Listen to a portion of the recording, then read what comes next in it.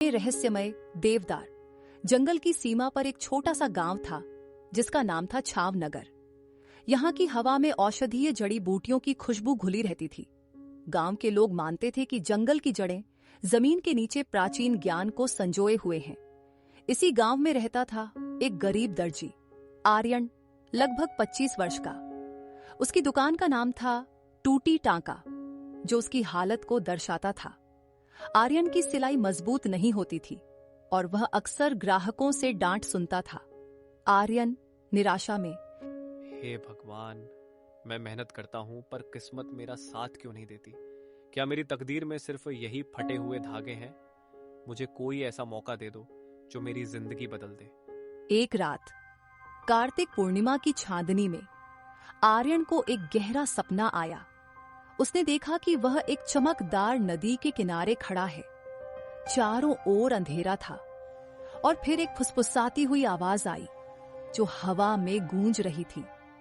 ढूंढो उसे वस्त्रिका, वह जो कपड़े नहीं बल्कि नियत सिलती है। ढूंढो उसे और तुम सिर्फ कपड़े नहीं, तकदीर भी सिल सकोगे। अगली सुबह आर्यन एक पुराने नक्शे का टुकड़ा लेकर बिना किसी को बताए देवदार के जंगल में घुस गया। जंगल ने उसका स्वागत नहीं किया। जंगली बेलें उसके पैर पकड़ने लगी और घनी झाड़ियों ने रास्ता रोक दिया।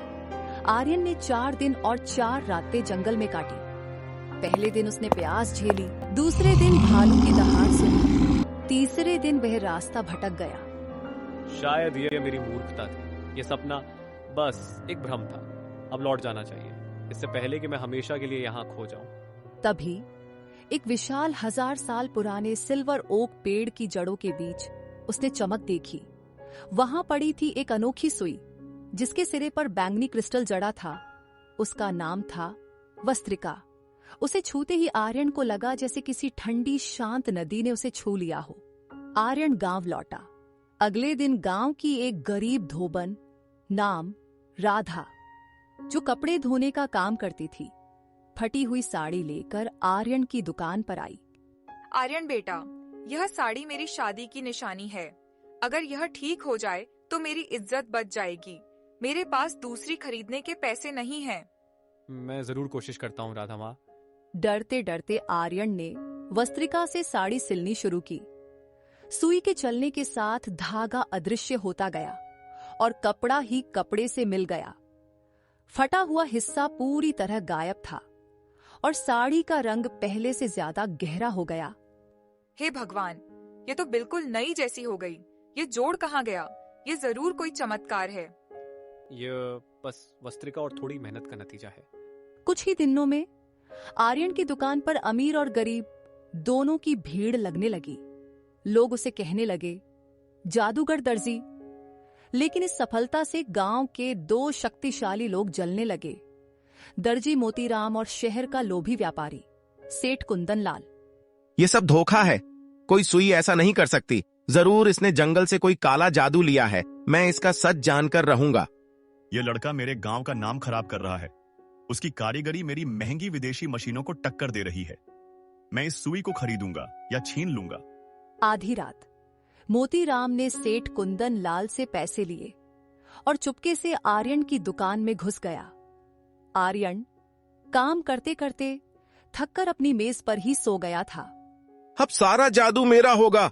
मैं सेठ जी को यह सुई बेचकर अमीर बनूंगा।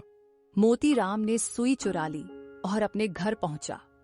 उसने तुरंत एक नया मखमली कपड़ा लिया और चाहा कि वह रेशम में बदल जाए। लेकिन जब मोतीराम ने लालच के साथ सुई चलाई, कपड़ा नया होने के बजाय बदरंग और फटा हुआ महसूस होने लगा। यह क्या है? ये तो सब खराब कर रही है। यह जादुई सुई तो काम ही नहीं करती। अगले दिन सेठ कुंदन लाल मोतीराम के पास आया। कहाँ है वह जादुई सुई?